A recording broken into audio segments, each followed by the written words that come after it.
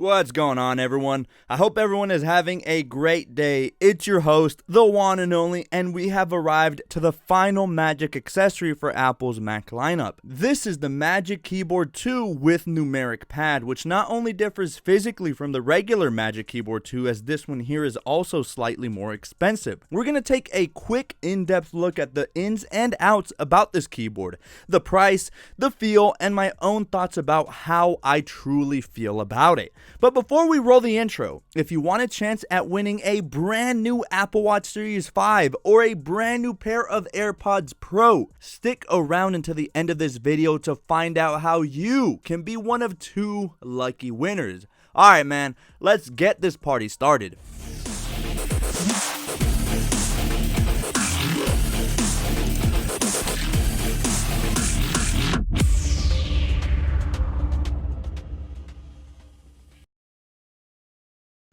So here it is, and just like the other Magic accessories, we see much of the same going on here.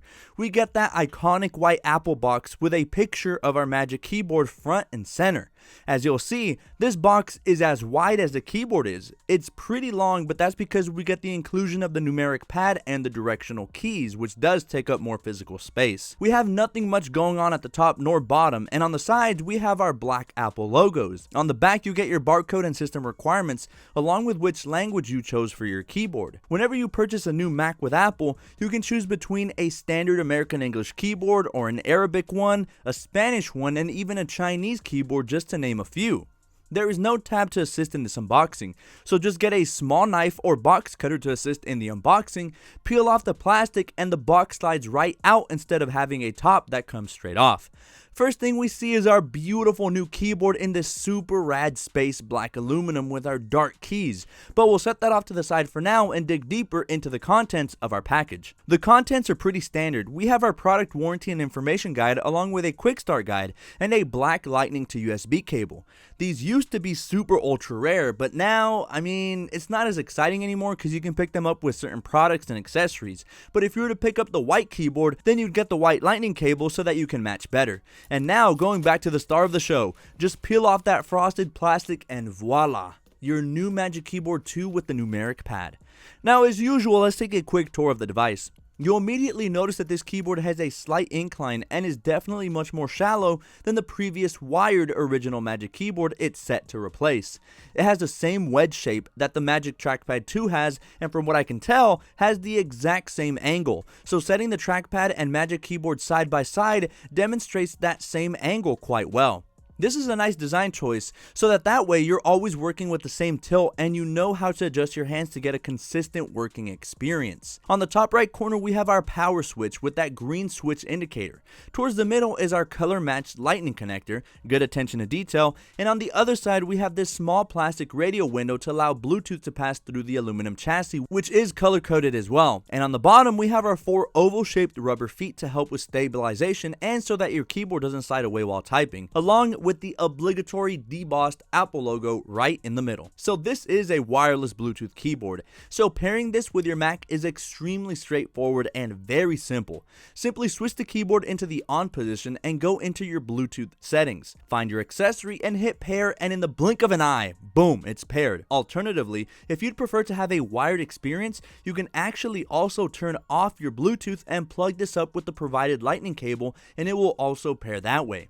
You can pick up this keyboard in silver with white keys, which is priced at $129, $30 more expensive than the standard Magic Keyboard, or a space gray variant with black keys priced at $149. If you've seen my previous Magic accessory reviews, you know my thoughts on this. Should be priced the same, but whatever. There exists, however, a third mythical color. Consider it the shiny Pokemon of the Apple realm. There is a silver aluminum with black key variant, but is only found with the purchase of the new 2019 Mac Pro, which is one of the ones that I have here.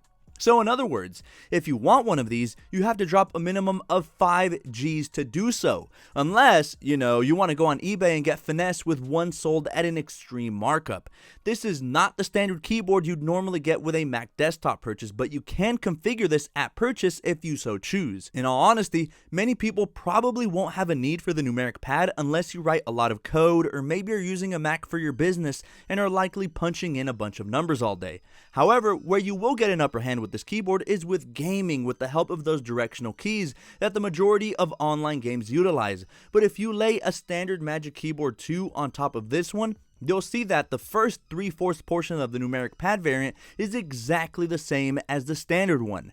I unfortunately don't have one to compare, but really, this keyboard is just an identical clone to the standard Magic Keyboard 2 with the extension and addition of the Numeric Pad, directional arrows, and a few other keys. The thing about keyboards and computer peripherals in general is that everyone will have their own preferences, right? So some people might enjoy keyboards with extremely low travel, like on the butterfly keyboards for the previous MacBook Pros that created huge controversy.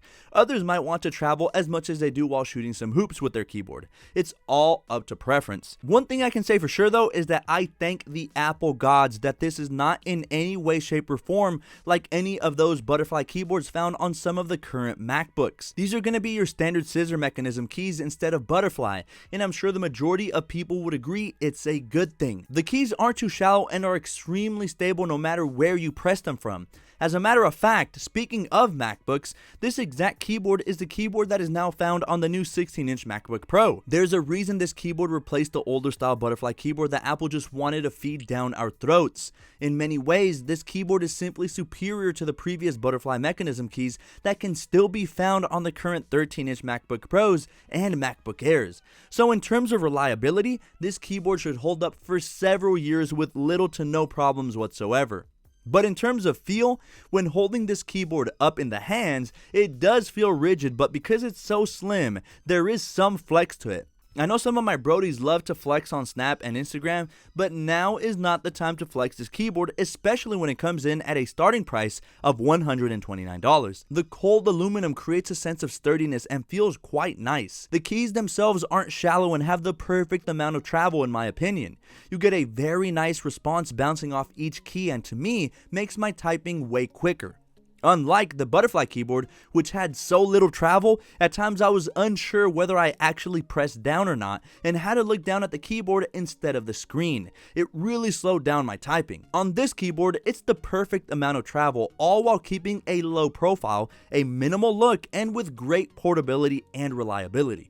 At the top row, you'll notice some of our function keys act as a few shortcuts. For example, you can very easily raise or lower the volume on your Mac, bring up mission controls, or adjust your brightness. This keyboard isn't only for Mac desktops though, it can be paired with MacBooks as well.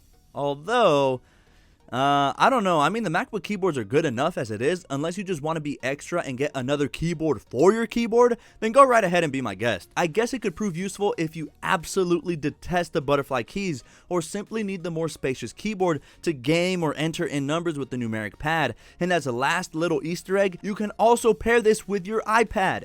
It's really easy to pair. Simply go into your settings, scroll down to accessibility, then hit switch controls.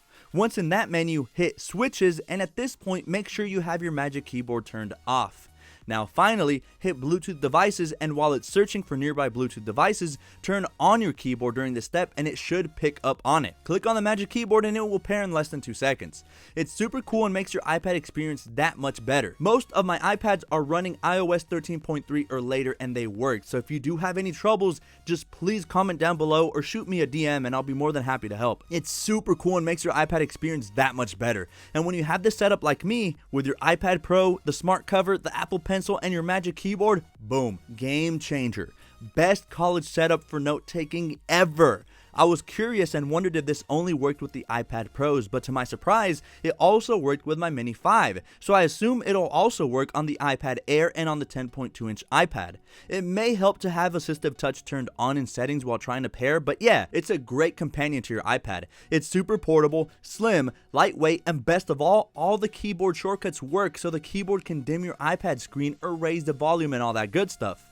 I really don't have much negative to say about this keyboard other than the obvious Apple tax, but I'm sure we're all used to that by now with Apple's premium pricing over the competitors. One thing that does have me scratching my head is how even in 2020, Apple hasn't released a version with backlit keys. Like, I get that you'd simply have to raise your screen brightness to kinda see better, but that's not the point, man. We want backlit keys like on the MacBooks. If I had to make one complaint, it'd be that.